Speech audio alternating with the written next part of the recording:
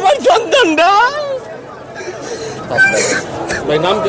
আমার ভাগ্নি আর আমার ছেলে এখনো বাসের ভিতর ভাই, রাজবাড়ি থেকে উঠছে ঢাকার উদ্দেশ্যে।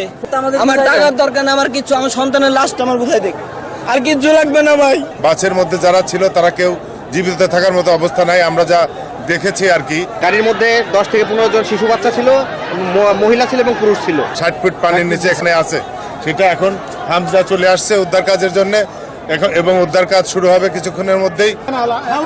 ওখান থেকে মিথ্যা বয়ান দিচ্ছে, তারা লাশ উঠাইতেছে, এখনো কোনো কার্যক্রম শুরু করে নাই। আমার ভাগ্নি আর আমার ছেলে এখনো বাসের ভিতর ভাই, রাজবাড়ি থেকে উঠছে ঢাকার উদ্দেশ্যে।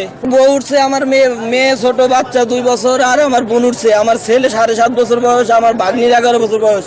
এরা এখনো পাইনি, এরা 2-3 ঘন্টা আগে আছে স্যার, এখনো কোনো কাজই করতেছেন এরা। এটা কি কোনো কাজ হলো? আমার কথা, আমার সন্তান তো আর নাই, আমার দাবার বুঝাই দেখ। আমার টাকার দরকার না, আমার কিছু, আমার সন্তানের লাশটা আমার বুঝাই দেখ, আর কিচ্ছু লাগবে না ভাই। আমার সন্তানটা। নগদ নিয়ে এলো হার না মানা হার অফার। সর্বনিম্ন 10,000 টাকা রেমিটেন্স নগদে পাঠালে থাকছে স্বর্ণের হার জেতার সুযোগ। আমার নাম শরীফ ভাই।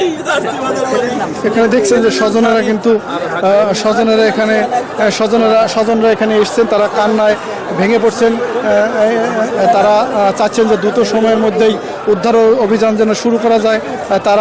তারা সেটি কিন্তু তারা চাচ্ছেন যে দ্রুত সময়ের মধ্যেই উদ্ধার অভিযান শুরু হয়, সেটির ব্যাপারে তারা বলছেন। এখানে আমরা দেখতে পাচ্ছি যে বিভিন্ন জেলা প্রশাসনের কর্মকর্তারা এখানে এসছেন।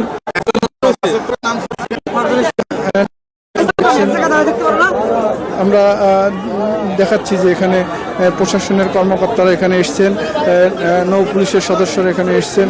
সব মিলে এখানে একটি পদ্মা করে বেশ উত্তেজনাকর পরিস্থিতি তৈরি হয়েছে। বিশেষ করে সাধারণ মানুষ সহ স্বজনেরা দ্রুত সময়ের মধ্যেই উদ্ধার অভিযান পরিচালনার জন্য বলছেন, এবং এখানে বেশ কয়েকটি অ্যাম্বুলেন্স কিন্তু এখানে রাখা হয়েছে। তারা বলছেন যে এই অ্যাম্বুলেন্স প্রস্তুত রাখা হয়েছে। এখানে স্বজনরা এখানে এসছেন, স্বজনদের কান্নায় কিন্তু পদ্মার যে তীর সেটি কিন্তু স্বজনদের কান্নায় কিন্তু এই এলাকা ভারী হয়ে উঠেছে।